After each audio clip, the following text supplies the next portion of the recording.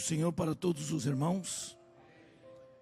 Eu quero aproveitar o ensejo que estão de pé para fazer a leitura de 2 versículos que servirão de base para a mensagem que Deus colocou em meu coração aqui nesta noite.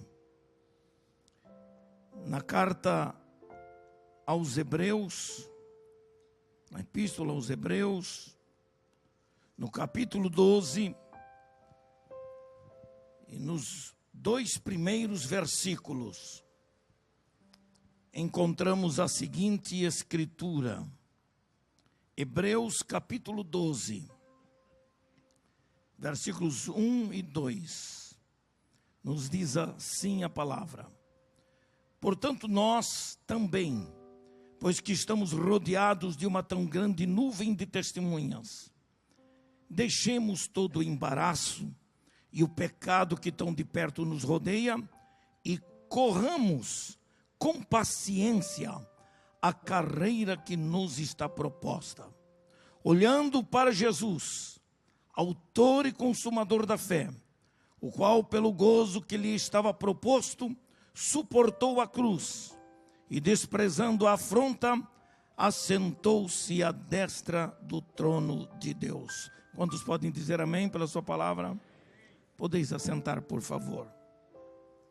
Nas primeiras palavras desta noite, que desejo dizer aos irmãos, eu quero agradecer a honra do convite para ministrar neste congresso de discipulado, que sem dúvida foi uma bênção para todos aqueles que participaram do congresso e para nós preletores também. Quero agradecer a gentileza, a hospitalidade do pastor Sérgio, dos demais irmãos da coordenação de todo o trabalho de discipulado desse congresso que foi tão eficiente, tão bom, e pelo que eu percebi, conversando com algumas pessoas, havia uma satisfação na mente, no coração e na boca dessas pessoas por tudo que aconteceu aqui nesses 3 dias. E eu louvo a Deus por isto e estou agradecido ao Senhor por esta oportunidade. A minha voz já vem há algum tempo sofrendo o desgaste do tempo, pregando há 51 anos, o tempo todo, então a minha voz não me respeita mais, ou pelo menos não respeita mais a minha boa vontade. Muita gente já me cobrou o tempo que eu cantava nas cruzadas do pastor Bernardo Johnson, mas isso foi aquele tempo, irmãos.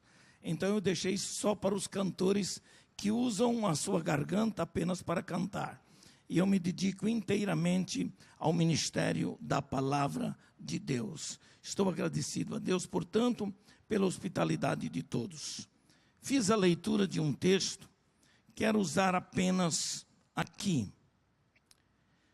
a parte final do versículo 1, que diz assim: e corramos com paciência a carreira que nos está proposta. E corramos com paciência a carreira que nos está proposta. E apresenta qual é a proposta, qual é a meta desta carreira. O versículo 2, logo no início, diz assim: olhando para Jesus, autor e consumador da nossa fé. Portanto, eu quero lhes falar um pouquinho sobre Jesus Cristo, o alvo supremo da vida cristã. O alvo supremo da vida cristã.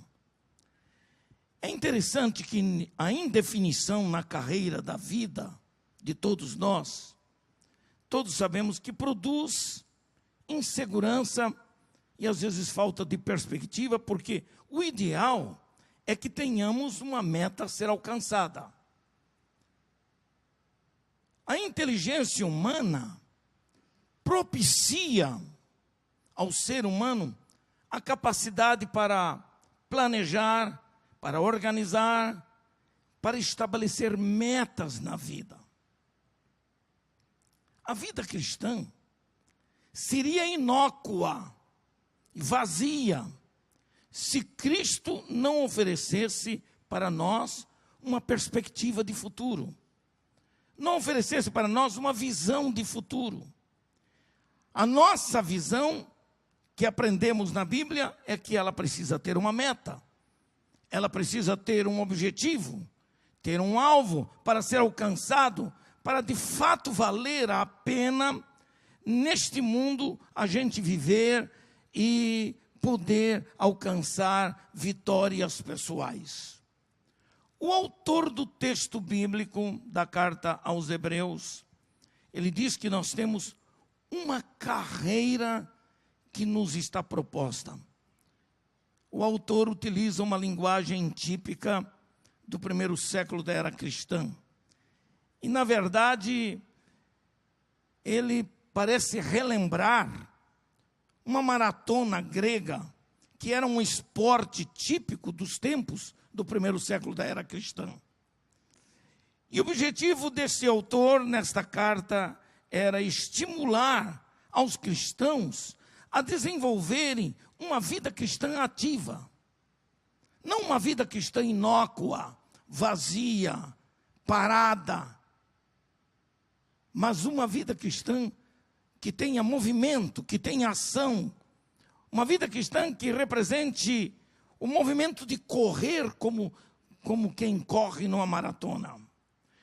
E o autor deste mesmo texto, ele nos mostra que a carreira espiritual é aquela em que santidade, paciência e perseverança são os requisitos para se alcançar a meta desejada. Não se alcança a meta desejada na vida cristã se não obtermos e não exercermos estas atividades que são importantes na nossa vida. E o que é que nós descobrimos? Que a meta dessa carreira está na pessoa de Jesus. Ele é o alvo que concentra toda a atividade cristã. Ele é o objeto principal a ser alcançado. Ele é a razão central da nossa fé. E o autor apresenta Jesus como o alvo da soberana vocação que foi dada a todos nós, principalmente no sentido de sermos salvos e de tomarmos posse da bênção da salvação.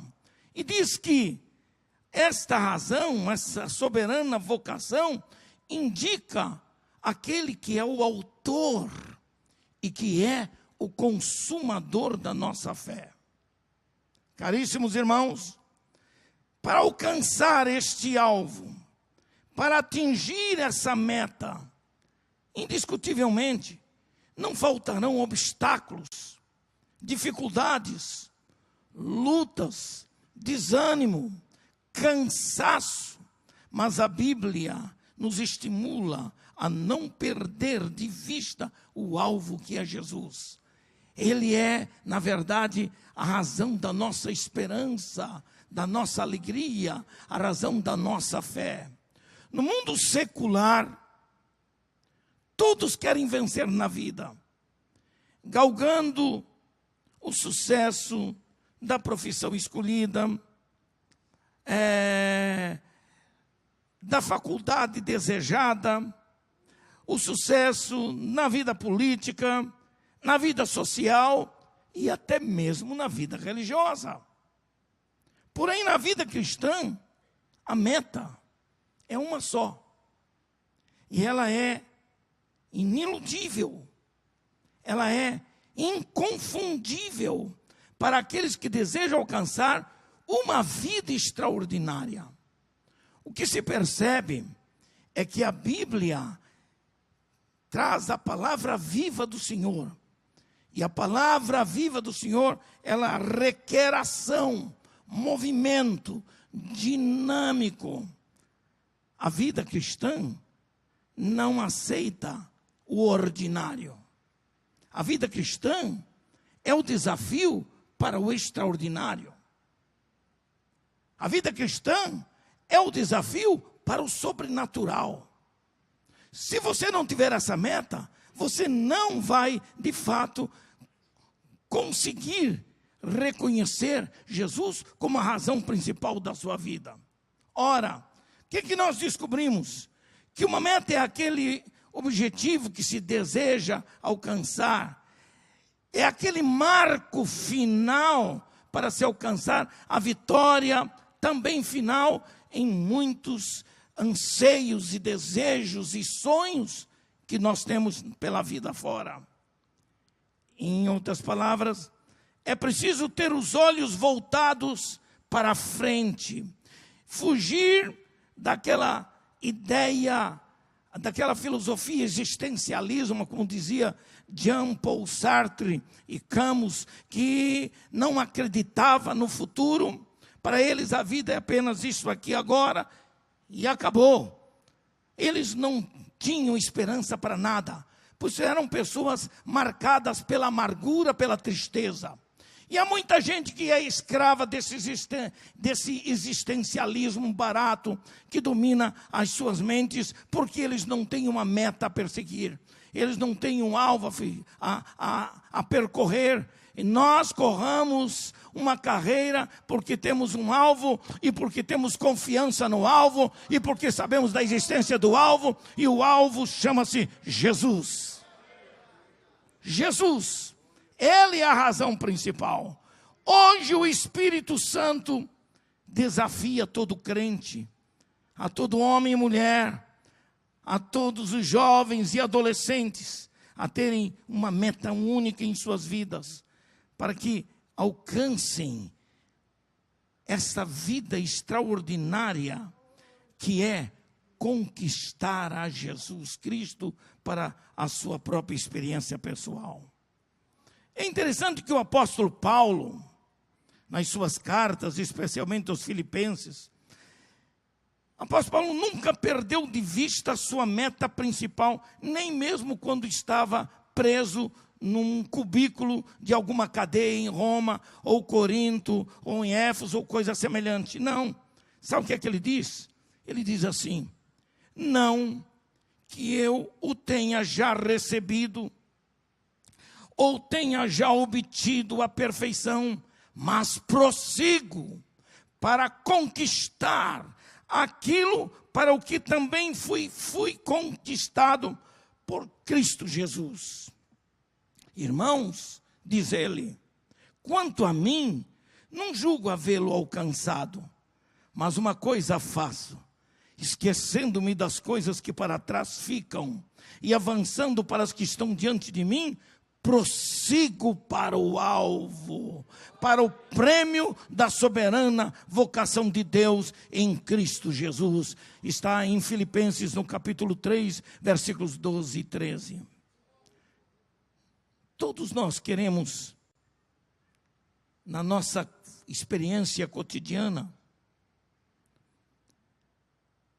todos queremos a recuperação de valores perdidos, pois a perda de valores, especialmente valores morais e espirituais, tem sido a causa do fracasso de muitos cristãos que tinham tudo para ser campeões no reino de Deus.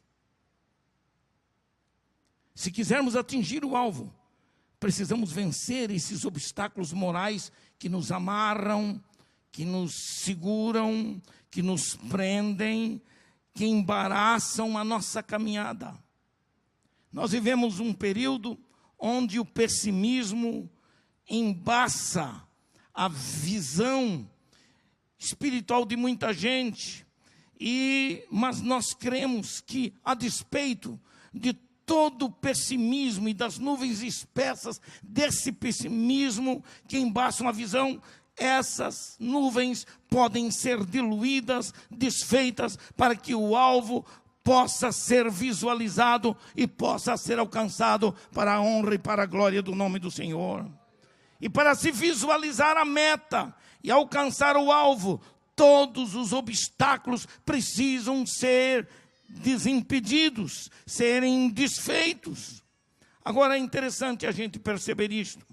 Em primeiro lugar, é preciso haver desembaraço de todo e qualquer obstáculo se você quiser alcançar o alvo nessa carreira. O próprio texto diz assim: deixemos todo embaraço. Na Almeida Revista e Atualizada diz assim: desembaraçando-nos de todo peso.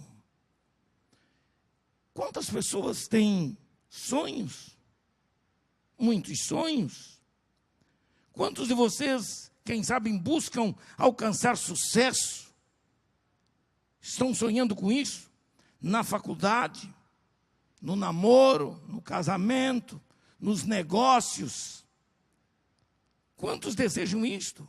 Quantos de vocês talvez estejam também, quem sabe, frustrados, porque algumas dessas coisas desejadas não estão fluindo, não estão acontecendo? A tendência é você desenvolver um certo pessimismo acerca dos sonhos que você imaginou que poderia alcançá-los. Deixa eu dizer isto. O texto bíblico diz que para alcançar a meta, o atleta precisa deixar todo o embaraço, todo o peso extra que pode dificultar a sua carreira. E os embaraços podem ser, muitas vezes na nossa vida, embaraços materiais, embaraços sociais, embaraços psicológicos e especialmente embaraços espirituais. Conta-se que nos tempos dos domínios do Império Grego, cerca mais ou menos de 490 antes de Cristo, foi originado as famosas maratonas. Quando os soldados gregos tinham que correr a pé grandes distâncias para poder chegar ao alvo desejado. Naqueles tempos das grandes maratonas, um jovem grego alistou-se para uma maratona, mas ele não pertencia à casta dos campeões conhecidos na Grécia. Desconhecido e sem recursos para se preparar, esse rapaz passou a treinar, correndo sobre montes e vales, não tinha calçados adequados, não tinha roupas adequadas para poder correr, mas ele usou de todos os seus esforços para poder correr e treinar, se preparando para aquela maratona. Então aconteceu uma coisa interessante. Chegou o dia em que aquele jovem desconhecido aparece entre os campeões conhecidos e aclamados constantemente pelo povo. Esse jovem, por não ter roupas adequadas, por não ter calçados adequados, ele então foi alvo de zombaria. As pessoas zombavam e criticavam porque era um jovem plebeu que não pertencia à aristocracia da Grécia e nem dos campeões conhecidos entre eles. Mas chegou um dia, quando chegou o momento da corrida, de se iniciar a maratona, todos os corredores se puseram a correr, e entre eles o jovem grego, sem nome, sem história. De repente esse jovem surpreende a toda a plateia, a todo o povo que acompanhava a cada um dos corredores, e ele começa a ultrapassar os seus competidores conhecidos da casta aristocrática daquela região. E ele foi crescendo porque o seu treinamento foi um treinamento duro, difícil, onde ele enrijeceu as suas pernas, onde ele foi capaz de superar dificuldades para correr subindo, descendo, sem ver qualquer problema no chão em que pisava, porque nem calçados ele tinha. Sua performance e o vigor chamou a atenção das multidões, que começaram a perceber, dizer, olha lá, quem é aquele corredor? Que homem é aquele? Ele não tem calçado, ele não tem roupa adequada, mas está correndo, ele está ultrapassando a todos. E o povo então, entusiasmado com aquele jovem corredor desconhecido, começou a lançar e jogar flores aos seus pés. Alguns fizeram um pouco mais, começaram a lançar naquele tempo pepitas de ouro aos pés do corredor, que estava extasiado diante de tudo aquilo. E quando lançava aquelas pepitas de ouro, enquanto corriam, a atração das pepitas de ouro foi tão forte, que aquele moço começou a baixar-se para apanhar e para pegar as pepitas de ouro e segurar na mão, que eram lançadas aos seus pés. Enquanto isso, ele começou a perder a concentração do alvo, a concentração da meta, porque ele começou a se envolver com coisas para a própria terra e as pepitas de ouro lançadas aos seus pés. Então, enquanto isso acontecia, os outros corredores começaram a se aproximar dele, já quase que ultrapassando. O pai desesperado, o pai desse moço desesperado, percebendo que ele havia investido tudo para que aquele filho corresse naquela maratona e pudesse ser um grande campeão. Ele percebeu que seu filho corria o risco de perder o prêmio final, porque estava obcecado pelas pepitas de ouro lançadas aos seus pés enquanto corria. O velho pai, no seu desespero, na sua angústia, tomou uma navalha, fez um corte no próprio braço e deixou o sangue escorrer, e saiu correndo pelas laterais daquele estádio da pista de corrida, para mostrar ao filho o sangue que representava suas forças e a sua fé no filho. E no último esforço, o filho entendeu a mensagem do pai, viu o sangue escorrendo pelos braços do pai. Então ele deixou todo o embaraço, esqueceu de todas as pepitas de ouro e fez mais do que isso. Ele usou todas as suas energias e no último instante ele conseguiu conquistar o prêmio e chegar ao alvo, porque ele entendeu que ele não podia parar para juntar e acumular coisas desta vida para a sua vida. Caríssimos irmãos, estamos correndo, estamos numa carreira que foi proposta pelo Senhor para cada cristão, para cada crente, e não podemos olhar para trás, não podemos nos envolver com os embaraços. As pepitas de ouro aqui, podemos fazer uma representação figurada para ilustrar as ofertas que o mundo lança aos pés do crente, para que ele pare, para que ele se sinta atraído pelas chamadas pepitas de ouro, que são estas coisas que à primeira vista não parecem tão maus, mas são capazes de impedir que nós alcancemos a meta desejada. A carreira está proposta e nada pode nos embaraçar na maratona da vida cristã. Deus propôs para você, meu irmão, minha irmã, essa carreira. E se você está na carreira, por favor, olhe para o alvo, olhe para o alvo, olhe para Jesus. Olhando para Jesus, autor e consumador da nossa fé. Sabe o que significa isso? Significa que nenhum peso extra nessa carreira, nenhum pensamento negativo, nenhuma atração exterior, nenhum sentimento de fracasso ou de derrota, nada, absolutamente nada poderá nos impedir de alcançar a meta. A meta está à nossa frente. Nós precisamos correr com confiança até o fim para alcançarmos a vitória que o Senhor tem para cada um de nós. Paulo falou aos coríntios do perigo que ameaça os que estão nessa carreira, que é o de ser reprovado no final, por causa dos pesos acumulados ao longo da carreira.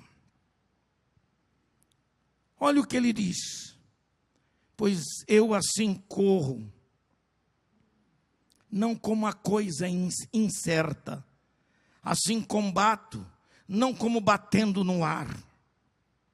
Antes, subjugo o meu corpo e o reduzo à servidão, para que, pregando aos outros, eu mesmo não venha de alguma maneira ficar reprovado. O segredo da vitória está em não deixar-se atrair por coisas que aprisionam a alma e que tiram a nossa visão do alvo que temos à nossa frente.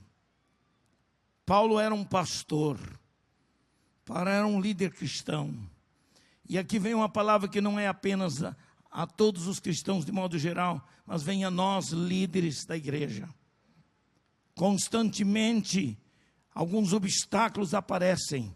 Constantemente, ofertas mundanas são feitas a nós, para que nós percamos a visão do alvo recebido. Mas é preciso que nós aprendamos com Paulo uma coisa, quando ele diz assim: reduzo e subjugo o meu corpo à servidão, significa usar o corpo para servir a um propósito maior. É isso que Paulo queria dizer, a um propósito maior. Quando ele diz reduzo o meu corpo à servidão, significava dizer que ele anulava todo e qualquer desejo efêmero da carne, que pudesse criar embaraço para o sucesso espiritual da sua vida. Significa que você, meu irmão, minha irmã, precisa submeter os desejos da sua carne ao domínio do Espírito Santo, que é o único que pode livrá-lo do poder da carne e fazer com que você alcance a vitória. Quando a Bíblia fala da carne, o sentido é metafórico, o sentido é figurado e é muito forte, porque sua carne, na verdade, não se refere apenas a essa matéria que está aí no seu corpo, não, é mais do que isso. Sua carne denota a força de sua natureza pecaminosa, que o induz aos pecados da lascívia, da glutonaria, das licenciosidades. Só pelo fato de eu ser um pastor, eu não estou livre das tentações da minha carne. Então eu preciso constantemente combater os desejos da minha carne e orar ao Senhor e dizer: Senhor, por favor, domina pelo teu Espírito a minha vida e reduzo a minha carne em servidão ao Senhor Jesus Cristo. Aleluia, louvado seja o nome do Senhor. Por isso, quem deseja ter uma vida vitoriosa na presença de Deus, não satisfaz as concupiscências da carne. A palavra concupiscência parece até um palavrão, de tão feia que é essa palavra, mas essa palavra é corretíssima, porque na língua original do grego, do Novo Testamento, a palavra concupiscência significa epitomia. Epitomia quer dizer desejo forte, desejo incontinente, desejo difícil de segurar. Quantas vezes eu não quero fazer o que é errado, mas a força da minha carne pode me induzir ao erro, pode me induzir a praticar o que eu não quero praticar. Para que isso não aconteça, eu preciso colocar e reduzir o meu corpo e todos os desejos do meu corpo à servidão, para que, ao final de contas, eu possa alcançar a vitória e não ser reprovado diante de Deus. Submeta-se ao Espírito Santo, porque Ele é o único que o torna livre para viver sem culpa e sem amargura. Às vezes, o embaraço na vida pode ser o acúmulo de pequenas coisas, pequenas coisinhas que afetam o nosso caráter. Podem ser atitudes temperamentais sem controle. Podem ser sentimentos incontroláveis que afetam os bons costumes. Conta-se numa lenda, e é interessante a lição que a gente aprende com essa lenda, de que um lindo passarinho, voando de árvore em árvore, ele, certa feita, pousou numa árvore cheia de frutos.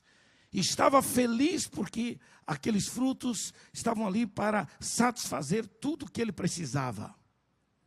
E aquele pássaro, então, ele de pulo em pulo nos ramos daquela árvore, ele não percebeu um fio de cabelo que de repente embaraçou as suas perninhas.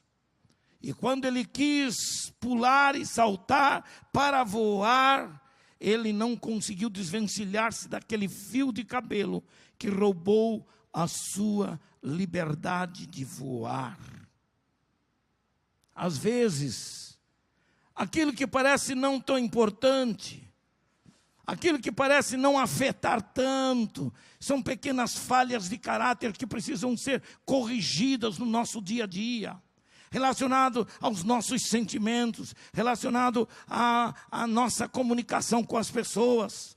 São capazes de nos amarrar, de nos prender, e a gente não percebe isso aí. Quantos crentes estão amarrados por um fio de cabelo? Esse fio de cabelo pode representar aquela pequena coisinha que você convive com ele e acha que nada, não vai afetar em nada a sua vida cristã, e você vai empurrando, vou usar uma expressão feia, empurrando a vida cristã com a barriga, para dizer assim, eu vou levando, vou levando.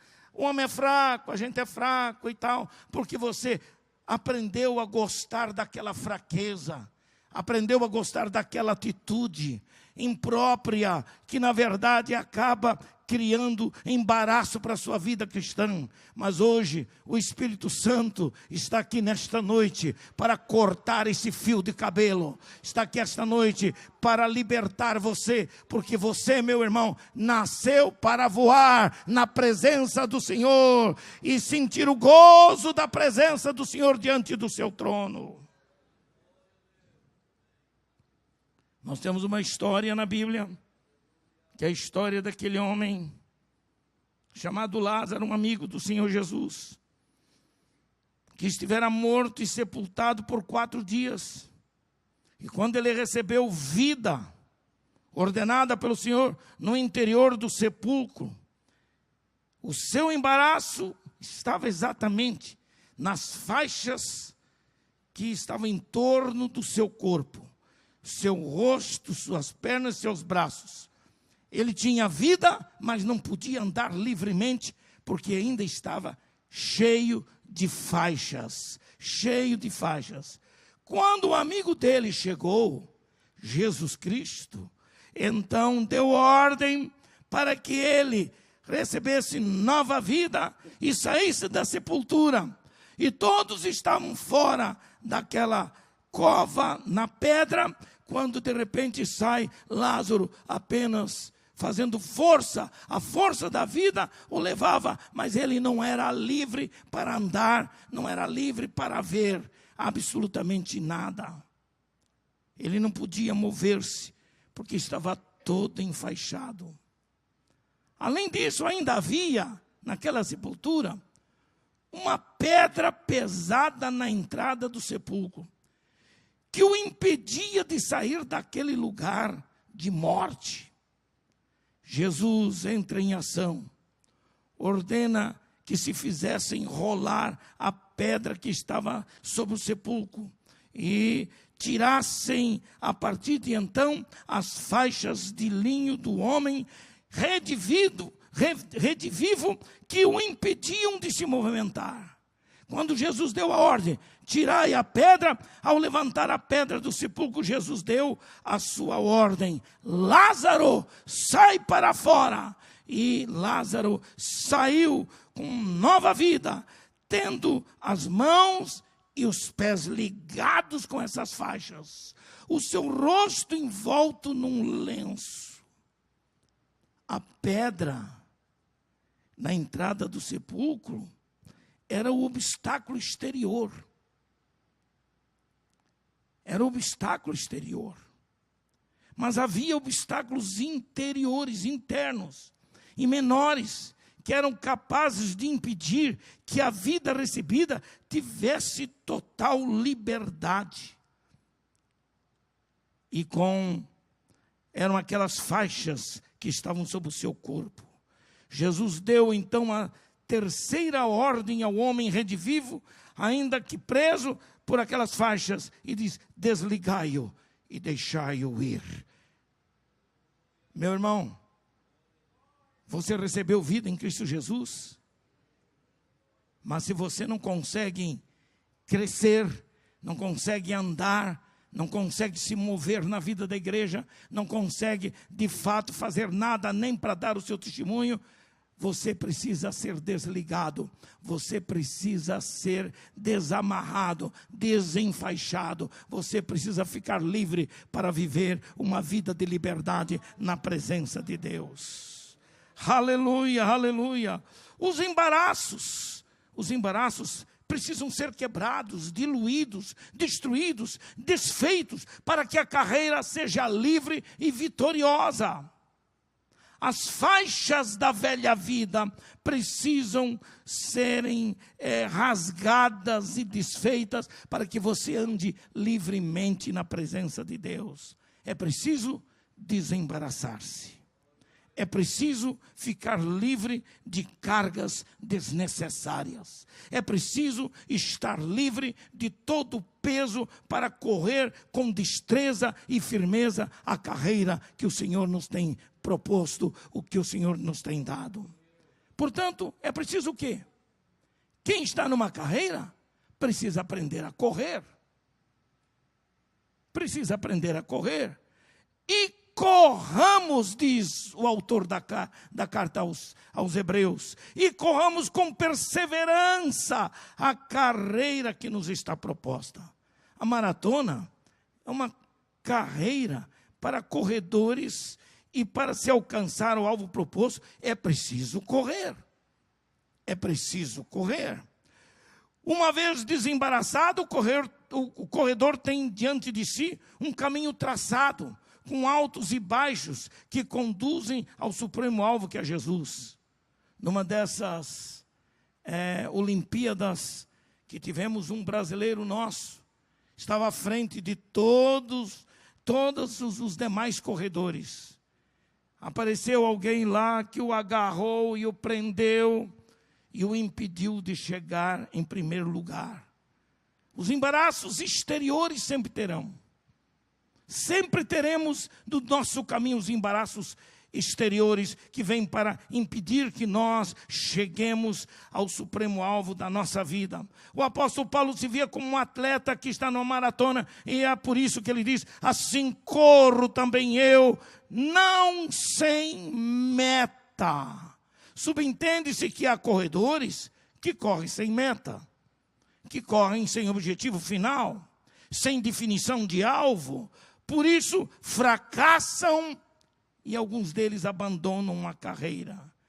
Quem corre não pode afobar-se, mas precisa usar de inteligência e perspicácia para poder chegar ao final. A vitória de um corredor não está na sua afobação inicial, mas na paciência que é indispensável para o atleta. O conselho bíblico é para se correr com paciência a carreira proposta. E correr com paciência, irmãos queridos, significa correr com conhecimento de causa, correr com tranquilidade. A carreira cristã não é uma aventura que não se conhece o seu fim. Por isso o corredor deve saber o que está fazendo. Cristianismo não é uma aventura para o desconhecido. Eu não sou muito fã, ou não sou fã de jeito nenhum, de alguns hinos que são cantados por aí. E tem um deles que fala muito de mistério. Porque tem mistério, tudo é mistério, ninguém entende Deus, ninguém entende não sei o quê. Eu não vejo isso. Vocês acham que a Bíblia é um livro de mistério? Isso aqui não é um livro de esoteria. Isso aqui não é um livro de esoteria. Há pouco tempo apareceu aí umas ideias chamado Código da Bíblia, em que as pessoas descobriam no texto hebraico, juntavam determinadas letras do hebraico, cruzavam e formavam nomes de pessoas, e com isso eles diziam que a Bíblia tinha um código secreto que as pessoas desconheciam e que falavam do futuro do mundo. A Bíblia não é um livro de segredos. O segredo de Deus está revelado na sua palavra. Eu sou um homem que acredito na plenitude da revelação de Deus. A Bíblia é revelação plena, total. Não há nada escondido, não há nada esotérico. Não temos que esconder nada. As coisas misteriosas estão reveladas para nós que servimos ao Senhor. Amém, irmãos? Isto é fundamental para a gente aprender a conhecer. Por isso, é preciso correr. Não como sem meta. Não como sem meta. Há mais uma coisa que precisamos aprender a entender. Eu quero terminar por aqui. É preciso olhar. Quem corre precisa ter um olhar definido. Precisa ter um olhar objetivo. E o texto diz assim: olhando para Jesus, autor e consumador da nossa fé. Eu li, certa feita, um relatório, um documentário de um alpinista obstinado em chegar ao topo do monte mais alto da Terra, o Monte Everest, com 8.848 metros de altura. Ele declarou que o alpinista autêntico é aquele que não perde a visão do ponto mais alto do monte. A obsessão maior, o desejo maior, o sonho maior de um verdadeiro alpinista é aquele que chega no ponto mais alto. Deixa eu dizer isso para vocês, irmãos. O fascínio dos alpinistas tem levado alguns deles à morte, porque o desafio maior é a escassez de oxigênio, os ventos fortes que sopram nas alturas, temperaturas muito baixas, o risco de avalanches de neve que levam tudo pela frente. E esses alpinistas, eles buscam algo extraordinário. enfrentam todo o risco possível, algo que os desafia a empreenderem um sonho que vai além do trivial, que vai além do ordinário, que vai além daquilo que qualquer homem poderia fazer. Por isso eles buscavam algo extraordinário. E na proposta da vida que Deus nos oferece, a nossa carreira tem que ter objetividade. Nas maratonas de 42 quilômetros da São Silvestre, em São Paulo, sempre no final do ano, acontecem sempre no último dia de cada ano, e muita gente se inscreve para correr. Mas é interessante que há uma elite especial, que são aqueles que têm por objetivo chegar ao final de fato, chegar na frente. Mas existe uma multidão enorme de corredores que correm apenas pelo prazer do momento especial e dizer: eu corri na maratona da São Silvestre, em São Paulo. Não tem finalidade nenhuma. Esses corredores, eles estão devidamente preparados e têm estratégias próprias para chegarem ao final da corrida. Por isso os corredores não perdem a visão do alvo. Eles firmam a visão e o olhar no alvo. Ao final, muitos podem chegar, mas nem todos levam o prêmio. Caríssimos irmãos, no cristianismo verdadeiro, o alvo chama-se Jesus Cristo. Porque Ele está no ponto mais alto e sublime da vida cristã. Ele é o ápice da carreira. Ele é a cabeça da igreja. Ele é o ponto convergente de todo corredor cristão. Ele é o alvo da soberana vocação. É acerca dele que Paulo escreveu em Filipenses 2,9, dizendo assim: ele é o que Deus o exaltou soberanamente e lhe deu um nome que é sobre todo nome. A vida extraordinária só é possível aos que têm aceitado a Cristo como Salvador e Senhor de suas vidas. A vida extraordinária é conquistada por aqueles que são capazes de romper com todos os embaraços e dificuldades da vida cotidiana. Por isso, nesta noite, obter a vida extraordinária é o tipo de vida que torna o crente capaz de vencer e de superar todos os poderes malignos e de ter domínio sobre as forças do mal. Obter uma vida extraordinária significa viver na dimensão do Espírito e fazer as coisas do Espírito. E o apóstolo Paulo diz aos Gálatas 5,16: andai em Espírito e não satisfareis a concupiscência da carne. Certa feita, terminando aqui, bem no início do meu ministério aqui em Santa Catarina, eu era um evangelista no campo de Rio do Sul. E eu fui para um lugar onde tinha evangelizado e ganho várias pessoas, e tínhamos 23 novos convertidos lá. E lá Jesus operou milagres. Lá Jesus libertou pessoas oprimidas pelo diabo. Era uma coisa espetacular o que Deus estava fazendo. Mas depois do culto, de um daqueles cultos, eu tive que voltar com um grupo de irmãos.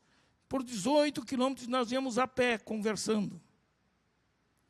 E eu tinha que entrar para uma fazenda. E naquela fazenda, havia um grupo, uma família de novos convertidos. Eles não tinham ido ao culto, eu me preocupei e fui. Só que para eu chegar até lá, eu tinha mais ou menos uns 150 metros, aproximadamente, de mata, e apenas uma picada no meio daquela mata. Então, os irmãos dizem: não, pastor, não tem problema não, você pode ir, todo mundo está acostumado a fazer isso. Eles acenderam um pequeno archote, fizeram um pedaço de taquara, um pano embebido em querosene das lamparinas, e eu fui para alumiar o meu caminho. E quando eu estou no meio do caminho, naquela picada, eu ouvi um barulho atrás de mim. E o barulho que eu vi atrás de mim, olhei para trás e vi um homem. E o homem ficou a uma distância mais ou menos de uns 3 ou 4 metros de distância. Eu levantei e disse: ô meu amigo, o senhor deve morar aqui na casa, na família Teles, e eu estou indo para lá, chega mais próximo, a gente ir junto. E ele não respondeu nada. Quando ele não respondeu nada, eu fiquei assim. De repente eu senti uma presença estranha naquele elemento. Ele disse: eu não sou o que você pensa. Eu estou aqui enviado pelo meu chefe para lhe matar. E hoje eu vou tirar a sua vida. Desde que tu nascestes, eu quis fazer isto e não consegui por causa da oração do teu pai e da tua mãe. E hoje tu não terás condição de ter aquela valentia que tu tinhas lá no morro, lá em Barra Nova, onde havia expulsado o demônio de uma mulher e Jesus a libertou e foi uma coisa linda. De repente eu senti minhas mãos, pés, língua, tudo parou. Eu não conseguia mover as mãos, eu não conseguia dar um passo, eu não conseguia falar. E o personagem foi falando. Então eu já sabia que não se tratava de um personagem comum. Era o diabo personificado em alguém, como se fosse alguma pessoa tentando me ameaçar. E ele está falando: hoje eu vou te matar, vou te destruir. E contou histórias da minha vida de infância, que eu não tenho tempo para contar para vocês aqui. Contou histórias. E então, no meu espírito eu orei. O diabo conseguiu, pastor, me prender exteriormente, me amarrar exteriormente, mas ele não conseguiu entrar na minha vida, ele não podia, porque quem morava lá dentro de mim não ia deixá-lo entrar.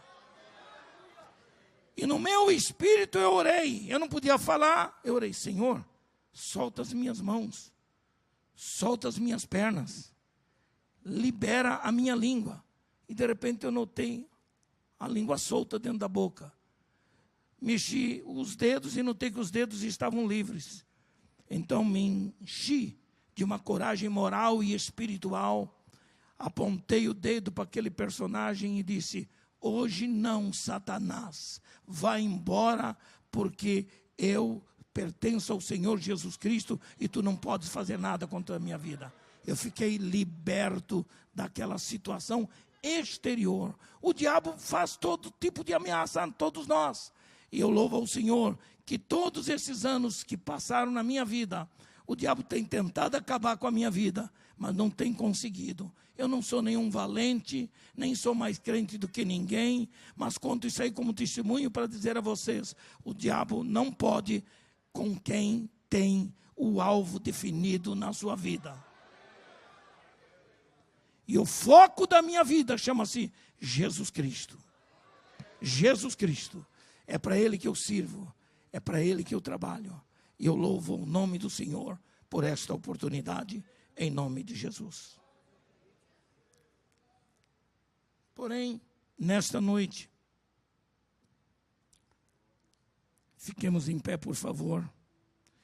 É possível que tenhamos aqui pessoas amigas, pessoas que entraram hoje aqui nesta igreja, foram trazidos por algum irmão ou irmã, e que de algum modo está com a sua vida atribulada, e você gostaria de libertação, você gostaria de se desembaraçar de obstáculos que estão impedindo você de ser uma pessoa feliz. Eu quero que você tenha coragem de sair do seu lugar e vir aqui na frente e aceitar a Jesus Cristo como seu único e suficiente Salvador. Onde temos algum homem, alguma mulher, alguma pessoa que precisa dessa libertação do Senhor, alguma pessoa não crente que quer aceitar Jesus como Salvador, alguma pessoa não crente, vem em nome de Jesus. Deus lhe abençoe, Deus lhe abençoe. Hoje é o dia da sua libertação total. Hoje é o dia da operação do Senhor.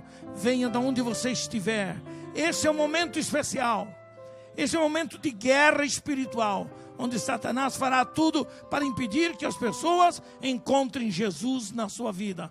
Então saia do seu lugar e venha para receber a bênção de Deus, a bênção da libertação, a bênção da salvação em Cristo Jesus. Há mais alguém?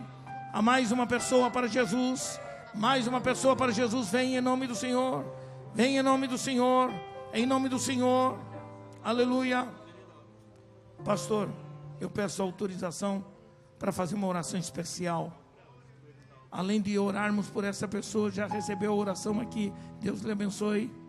A sua vida vai mudar a partir de agora, em nome do Senhor Jesus.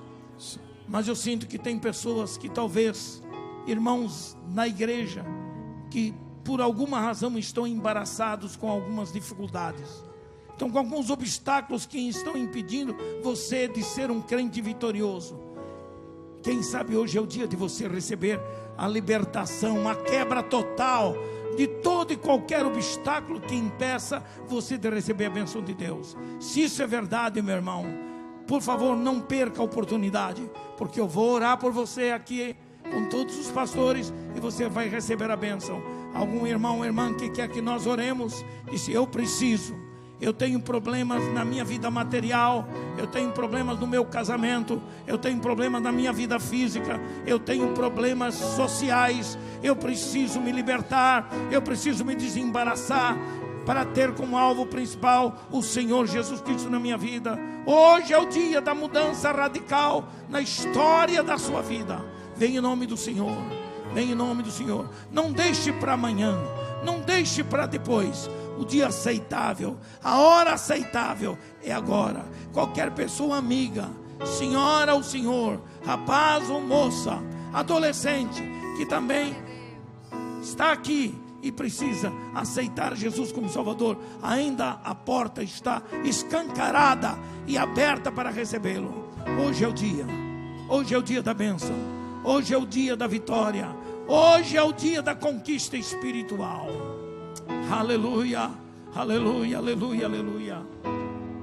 Nós vamos orar, mas eu gostaria que o sacerdote de Deus nesta igreja, pastor de vocês, pastor Sérgio, gostaria, pastor Sérgio, que o Senhor fizesse essa intercessão, e eu estarei do seu lado, orando pelas pessoas da mesma forma, em nome de Jesus. Senhor nosso Deus e nosso Pai, a Tua palavra foi ministrada mais uma vez. Teu servo, na Tua sabedoria e na Tua graça, entregou essa mensagem, Senhor, do Teu coração, para os nossos corações.